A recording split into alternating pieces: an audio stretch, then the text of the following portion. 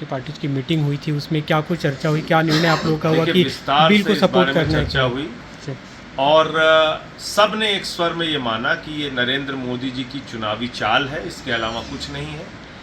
ये 2024 में इसको लागू करना नहीं चाहते, इनकी मंशा नहीं है महिलाओं को आरक्षण देने की। ये महिला बेवकूफ़ बनाओ बिल है, महिला आरक्षण बिल नहीं है। ये 29 में पास होगा कि 39 में पास होगा कि 20 साल बाद पास होगा या नहीं होगा, तो ये महिला आरक्षण बिल पास करने की योजना नहीं है, ये महिला आरक्षण बिल को रोकने की योजना है।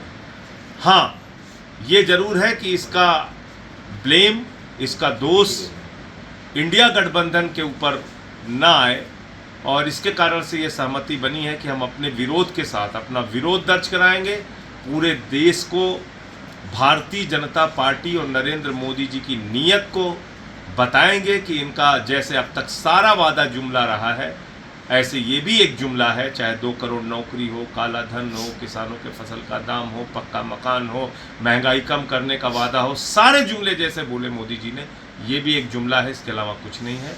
और 24 में इनको सत्ता से बेदखल करके सही स्वरूप में महिला आरक्षण बिल लाने का काम हम लोग करेंगे। लेकिन फिलहाल ये दोष इंडिया गठबंधन के ऊपर ना आए, इसके कारण से ये फैसला हुआ है कि हम लोग समर्थन करेंगे। जी, मतलब चर्चा में इसका विरोध करेंगे, लेकिन इसके चर्चा स्वरूप को में लेकर विरोध करेंगे, सरकार से मांग भी करेंगे कि ये संशोधन आप कीजिए इसमें।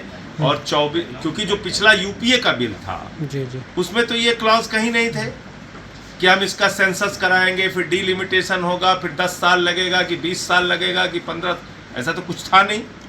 उसमें तो 33% आरक्षण की बात थी।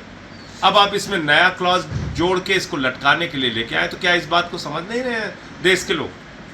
क्या आप चुनाव के पहले फिर से एक बार बेवकूफ़ बनाने के लिए बिल लेके आए? चर्चा में इसके स्वरूप को लेकर विरोध करेंगे, लेकिन वोटिंग के टाइम इसका सपोर्ट करेंगे, वोट करेंगे समर्थन। हाँ, ये एक मोटे तौर पे सहमति हुई इंडिया में। एक दूसरा बड़ा मुद्दा है, अभी जो कल जो संविधान की प्रतियां बांटी गई सांसदों को, उसमें सवाल उठ रहे हैं कि 2 शब्द गायब हैं जो इंग्लिश की प्रति दी गई है। उन दोनों शब्दों से भाजपाइयों को कोई मतलब ही नहीं है। देश में अमन चैन हो, धर्मनिरपेक्षता हो, जो हमारे बाबा साहब डॉक्टर भीमराव अंबेडकर जी की सोच थी, जो हमारे संविधान निर्माताओं की सोच थी, तो उससे तो इनका कोई लेना देना नहीं है। अच्छा, जहाँ तक समाजवाद की बात है, समाजवाद का सिद्धांत क्या कहता है? समता मूलक संपन्नता युक्त समाज की स्थापना, वो इन्हें करना नहीं है। 13 लाख करोड़ में अपने पूंजीपति मित्रों का माफ़ करना है, अपने दोस्तों के लिए काम करना है, उनके साथ मिलकर देश के बैंक को लूटना है और अपने दोस्तों को हिंदुस्तान से भगाना है, ये इनकी योजना है। तो दोनों शब्दों से भारतीय जनता पार्टी का मूल रूप से कोई लेना देना ही नहीं है।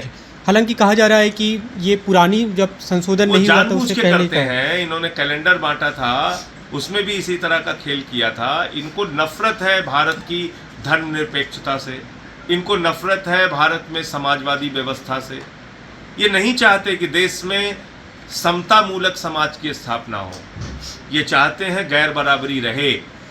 ये नफरतों की बुनियाद पे बनी पार्टी है, ये देश का भला कर ही नहीं सकते। इनका बस चले तो जैसे जब मोदी जी संसद के अंदर प्रवेश किए थे तो उसको सर झुका के नमन किया था, अब संसद छोड़ के निकल गए, बोले अब जाओ। अब संविधान लेके घुसे हैं दूसरी संसद में, वहाँ संविधान छोड़ देंगे, कहेंगे ठंडे बस्ते में डालो संविधान। जी, एक दूसरा मुद्दा है जो कनाडा और भारत के रिश्तों में खटास जो दिख रही है। जस्टिन ट्रूडो का कल बयान है, उन्होंने कहा कि हम इंडिया पे ब्लेम नहीं लगा रहे, लेकिन ये जांच रिपोर्ट है कि निज्जर की हत्या में भारत की भूमिका रही है। देखिए, ऐसा है कि जहाँ तक भारत का प्रश्न है, हम कोई आतंकवाद को फैलाने वाले देश नहीं है। भारत ने दुनिया में कभी भी आतंकवाद को फैलाने का काम नहीं किया। कोई एक आरोप हमारी किसी भी सरकार के, वो चाहे हमारे विरोधी हो, पक्षधर हो, उसकी बात नहीं कर रहा हूँ, कभी भी किसी सरकार पे आरोप नहीं लगा कि हमने कहीं आतंकवादी घटनाओं को प्रायोजित किया हो, फैलाया हो, किसी की हत्या कराई हो। ये सब हमारा काम नहीं है। तो इसलिए कनाडा के जो जस्टिन ट्रूडो जी ने कहा वो बिल्कुल आपत्तिजनक है और भारत के स्वाभिमान और सम्मान के खिलाफ है।